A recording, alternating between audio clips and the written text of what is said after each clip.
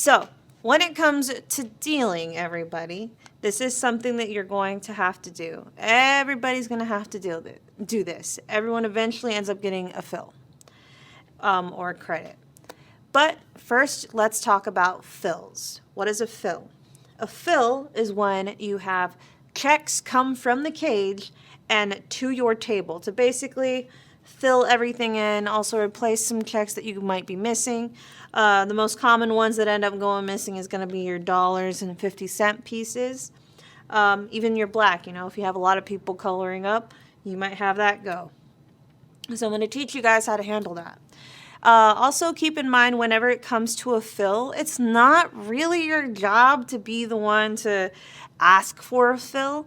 Like, it's part of your job to maintain your rack maintenance so that it's easy for your supervisor to actually call in a fill for you. Usually when they're doing their job, you won't have to ask them for anything, but sometimes days do get busy and you might start running out of a color or running out of 50-cent pieces and they didn't notice. If this happens, you can of course call your supervisor and inform them, hey, I'm running out of some 50-cent pieces. I think I'm going to need a fill. And they'll try to get that taken care of for you. So in this situation right here, we are acting as though we have an active game, all right? So as you can see, we have a couple of bets on the layout showing that we have some players. But our supervisor has approached us on the right side, letting us know, hey, you have a fill coming in. Now, if this happens when you're in the middle of a hand, make sure you complete the hand first before taking the fill. Now, before you take the fill, make sure that there are no bets left on the layout, and I mean on this betting spot right here, okay? Because you guys are going to be having some checks come to the table, and if there's an accident where it like falls over and stuff, that's the perfect place for someone to be all like, hey, you took some of my money. So we don't want to have that situation. We ask the players to please pull back their bets because we have a fill coming in. If they do not hear you the first time, clear your hands and push the bet back, palm up, okay? And the reason why we do this after asking the first time is because security is the one that's going to be bringing us the fill. And security has a lot of jobs to be doing, okay? They're going to be bringing fills. They're supposed to be checking everything out on the floor and stuff. So to make sure that they have time to do all that stuff, we have to make sure we perform our job as fast as we can. And that means making the players move their crap out of the way. All right, so, alrighty everybody, can I please have you pull back your bets? We have a fill coming in.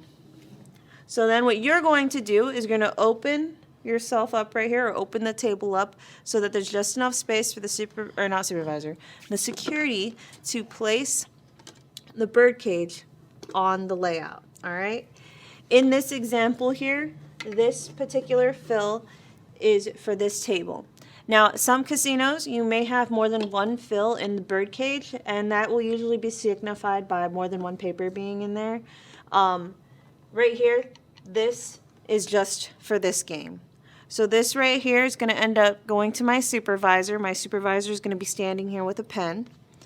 And then I must remove all the checks that are on this little birdcage out. And this is what security will be doing. Now, what I want to do is set everything up highest denomination closest to me. All right. If you have one color and it's more than 5, you're going to create one row and then a new row. If you have a new color, you're going to create a new row. All right. So, as you can see, I'm sliding these bad boys out just like that. And then I'm going to pull these up. Whoops, excuse me, over here. All right, so highest closest to you, and then the smallest furthest away. All right, you're going to be using the black to identify the rest of your checks to make sure that everything is even. Any incomplete stack must be broken down and left broken down. So here we have this one, and this is going to prove the rest of them. Now, if you have anything higher than this, meaning purple, yellow, brown, or orange, you are also going to run down one of those stacks as well. Like if you had another row right here of a couple of them, run down one of those stacks even though you already have this black right here.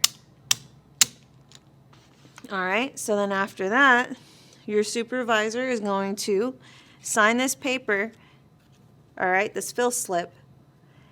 And on this fill slip, it's going to have the amount of each color, okay? And then it's going to have the total. Now, part of your job is to make sure that the information on here matches with what you see in front of you. And you are also looking for, if it's the right shift, you're going to be looking for the right date along with your table number. This is extremely important and part of your job. Don't just glance at this and be like, yeah, I trust my supervisor. No, you have to count it, okay? And even sometimes your supervisor will make a mistake. So please double check this, okay? If this fill is off by $1, all of this will be returned to that little bird cage and taken back to the cage to be fixed. And then it'll be brought back to your game. And you're going to have to do this process all over again, all right? And it's better that you do that instead of this being wrong, because once you sign this, you are going to be dropping it into the slot where you stick the cash, which means you can't get it back, and you signed it, okay? So they give you the paper. You're going to make sure everything matches. Once you see that everything matches, they are going to give you a pen to sign your name as well. Be sure to make sure you sign the proper spot, and make sure your supervisor signed the proper spot. It's going to say supervisor and it's going to say dealer. You're the dealer, you sign dealer, okay? After you've done that, it's going to have 2 copies. It's going to be like 2 of them, all right? You're going to take one of them. It's going to go to your supervisor, who's probably going to hand it off to security. And then this other one is going to be ready to be dropped into the little box, okay? So before dropping it, and this procedure might be slightly different at your casino. Some may have you drop it right away, but where I work and another place I work, they have you do this. So I'm setting it like that. And then I'm going to put away the checks. Security will usually stand here along with the supervisor to make sure no one comes and tries to steal stuff, okay? So I do two-handed, but I show my hands when I actually do that, okay? Still trying to follow my rules as best as I can, but also trying to keep things moving pretty fast so that way everyone's not waiting here forever. And as you can see, I'm doing the highest denomination first and then working my way up. So this, making sure, put little lammers in.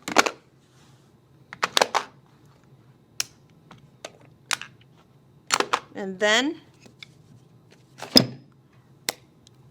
you've just completed a fill, and security will leave along with your supervisor. And that's it, you guys. So now we are going to be doing a credit, all right? Now, before we get started, I need you to listen to what I'm about to say to you right now, all right? This is on your test. This is on the page 27 for credits and fills, all right? A credit is when you have checks come from your game and go back to the cage, okay? Now, in the casino, you're going to also know about like another kind of credit where it's basically a loan from the casino. But this credit that we're about to do is when you have too many chips at your table or checks, or maybe there's a color in particular that they don't like to keep on a certain game, so they want to send it back to the cage once that player is gone.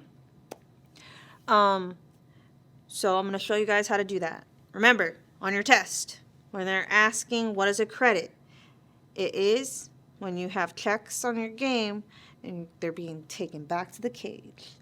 All right, now I'm going to show you how to perform it.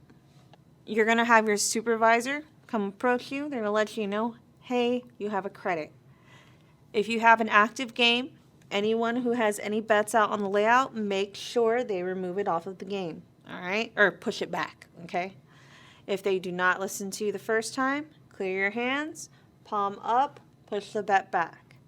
Then step to the side, allowing security to place the birdcage on the game. You're going to be removing this. This little thing right here is going to hold the checks that you're supposed to be sending back, okay? So I set this over to the side so I have space on my game. I hand this to the supervisor. The supervisor is going to inform me of how much of what color we're going to be sending back. All right. So they said I need to send back 20,000 in purple. So I'm going to make sure I pull out 20,000 in purple. I show it, I prove it, I place it, then I get the little paper after the supervisor has signed it. I'm confirming all the same information I'm supposed to confirm when I do a fill, meaning the date, what shift it is, also your table number, and making sure that the color is correct and the amount of that color is correct. And your supervisor wrote on the right one, okay?